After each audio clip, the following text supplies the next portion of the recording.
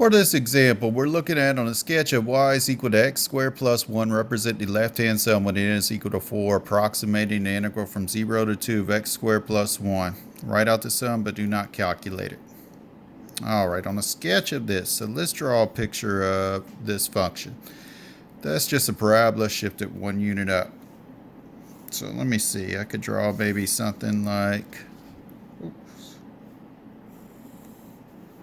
Here's an x-axis, here's a y-axis. Maybe my graph looks something like this. Y is equal to x squared plus 1.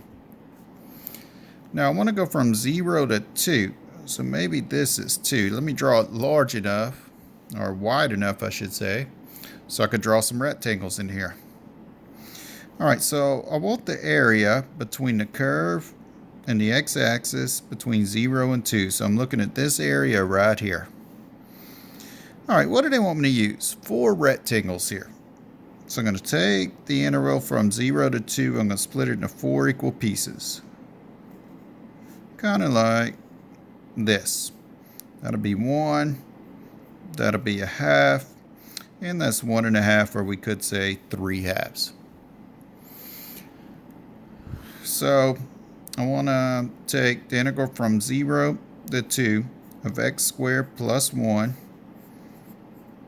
dx. And I want to estimate that using rectangles here. But I want to use what? Left-hand sums. And that means for this rectangle right here, start at the left and I go that way. So I'm looking at that rectangle. Here I start at the left, go that way. So I'm looking at that rectangle. Here start at the left, go this way. I'm looking at this rectangle. Start at the left, go that way. I'm looking at that rectangle. Alright, so let's estimate this using these left-hand rectangles. What's the width of my first rectangle? It's 1/2 times the height of it. What's the height? If it's a left-hand rectangle, the height is given by this right here. Well, that's my curve, this curve right here, evaluated as 0. So in other words, to find the height, I substitute in 0 into this equation. So my height's going to be 0 squared plus 1. Need to add to it the area of rectangle 2. Rectangle 2 has a width of 1/2. And what's the height? The height is right here. So it's my function, my curve, evaluated at 1/2. So that'll be 1/2 squared plus 1. 1/2 squared plus 1. Plus the area of my third rectangle. The width is 1/2 again. Let's see what the height is. It's going to be what? The curve at this point right here, the curve at 1, or this function evaluated at 1. 1 squared plus 1 plus, and this last rectangle has a width of 1/2. And what is the height of this one? It's going to be 3 halves squared plus 1. Alright, and technically you could put this all in your calculator if you do it right. So that's 1/2 times 1 plus 1/2 times, okay, so that's 1/4. 1/4 plus 4/4 is 5/4.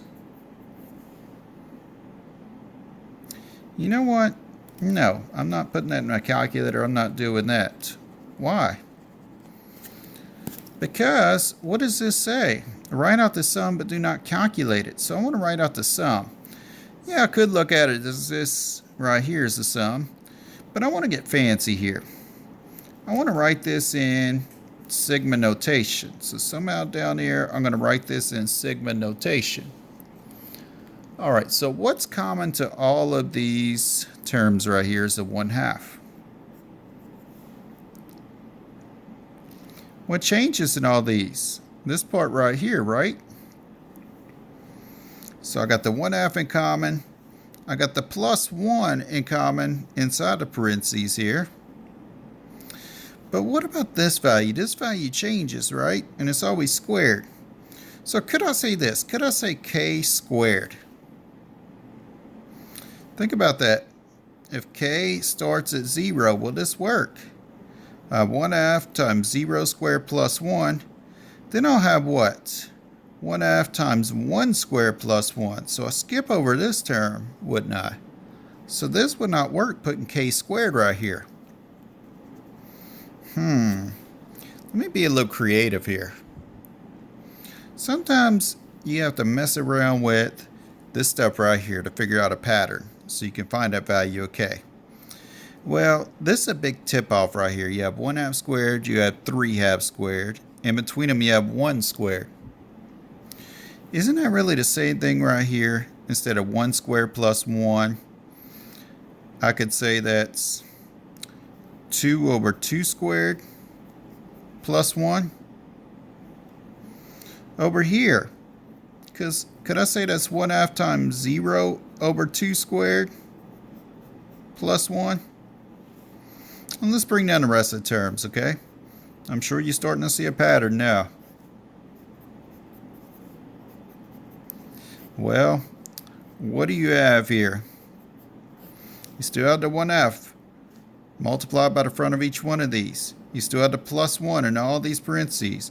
But now you have 0 over 2 squared, 1 over 2 squared, 2 over 2 squared, 3 over 2 squared. So I'm going to have something squared over 2, and I could say that value is k squared over 2, like that. Now does it work? If k is 0, I have 0 over 2 squared. How about if k is 1? Then I have 1 over 2 squared. What if k is 2? 2 over 2 squared. What if k is 3? 3 over 2 squared. So I'm going to end at 3. And there's my sum.